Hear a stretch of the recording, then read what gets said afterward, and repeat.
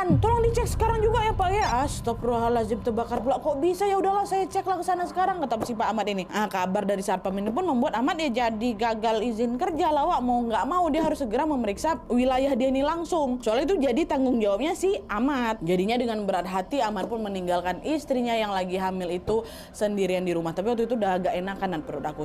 Adek, abang pamit bentar lah ya. Nanti kalau udah selesai abang bakal langsung pulang ke sini temanin kamu. Iya bang, udahlah tenang aja, nggak usah buru-buru kali. Aku udah nggak apa-apa kok. Adek aman katanya gitu. Tetap aja lah bang, khawatir ini dek. Udah kamu banyak-banyak istirahat, jangan banyak gerak, tidur di kasur aja ya katanya. Iya bang, iya bang. Hati-hati ya bang ya kata gitu. Dah pergilah ini kan Ahmad berangkatlah ke kebun sawit itu. Nah selagi Ahmad ini pergi Wak, Vega mencoba untuk tidur lagi ya kan, tidur aku lagi.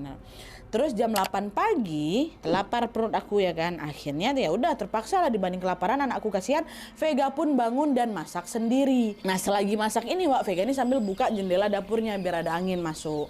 Nah pas lagi asik-asik masak, nah dari jendela dapur di belakang ini Vega nengok.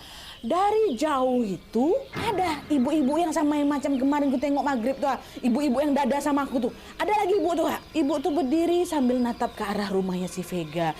Tapi lagi-lagi karena memang jaraknya terlalu jauh ya Vega nggak bisa nengok nih wajah ibu ini siapa nih gitu kan. Tapi mungkin dia kenal apa nggak, tapi gegara jauh nggak kelihatan gitu. Waktu itu Vega mengira itu mungkin salah satu karyawan di sana atau istri karyawan di sana atau siapapun lah gitu kan. Aku nggak nge, yang penting itu adalah manusia gitu kan. Dan dia pun memilih untuk mengabaikannya dan lanjut masak lagi.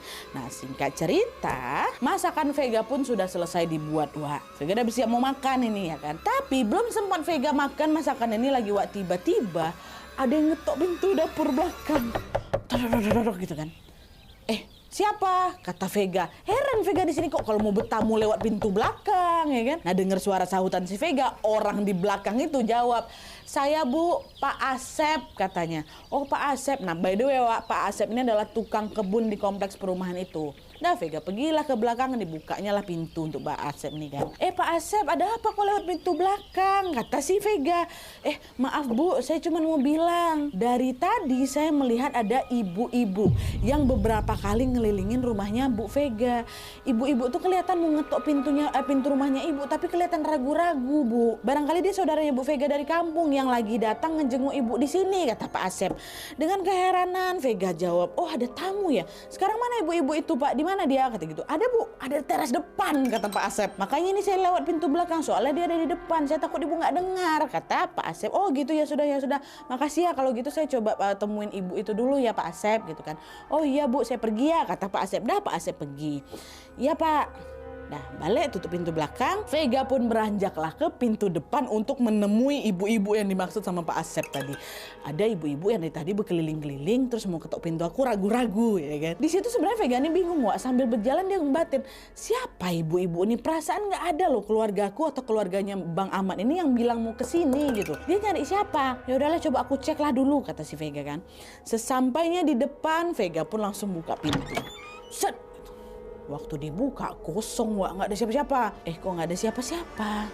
Apa dia pergi ibu tadi ya? Ibu yang dimaksud sama Pak Asep nih. Nggak ada ibu tuh Wak. Nah gara-gara nggak ada ya udah Vega pun masuk lagi lah dalam rumah. Nah pas Vega balik badan dan akan beranjak masuk Wak, disitulah lagi-lagi didorong lagi badan aku Nat. Itu kencang loh dorongnya dan jatuh aku Nat. Untung aku masih bisa nyimbangkan diri. Tapi di situ lagi-lagi Vega merasa pandangannya seketika memburam Wak. Dan dalam waktu yang sangat singkat pingsan lagi si Vega Wak. Setelah didorong Wak. Nggak ada yang ngedorong dia tapi macam ada yang ngedorong. Entah apa yang terjadi ketika si Vega ini pingsan Wak, tapi yang jelas ketika terbangun Vega sudah berada di dalam kamarnya lagi bersama Ahmad. Dengan lembut sekaligus juga khawatir, Ahmad pun mengelus kepalanya sambil bilang, "Alah dek, kamu nih kenapa? Tadi kan abang udah pesan sama kamu jangan banyak gerak dulu, tidur aja dulu di kamar. Kenapa bisa sampai pingsan depan pintu? Untung tadi Pak Asep nemuin adek. Pak Asep juga yang langsung buru-buru ngabarin abang kalau adek pingsan," katanya. Pak Asep nemuin dia Wak. Dengan lirih Vega bilang, "Bang, tadi aku ngerasa kayak ada yang ngedorong aku lagi bang. Abis itu pandangan aku jadi kunang-kunang. Disitulah aku terpingsan, udah gak ingat lagi aku," katanya.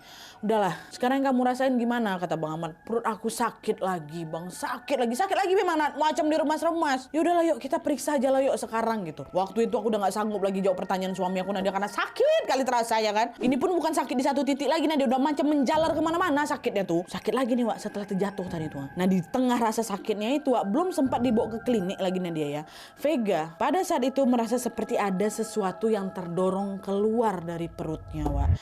Dan ternyata betul, tidak lama kemudian Vega pun melihat ada segumpal darah yang keluar dari, mohon maaf, dari situnya. Dan ternyata itu adalah janin yang sedang aku kandung, Nat. Aneh, keluar, Wak. Ini merupakan kehamilan pertama bagi aku, Nadia, dan ternyata harus berakhir dengan apa? Keguguran. Disitulah Vega langsung menangis sesenggukan, Wak.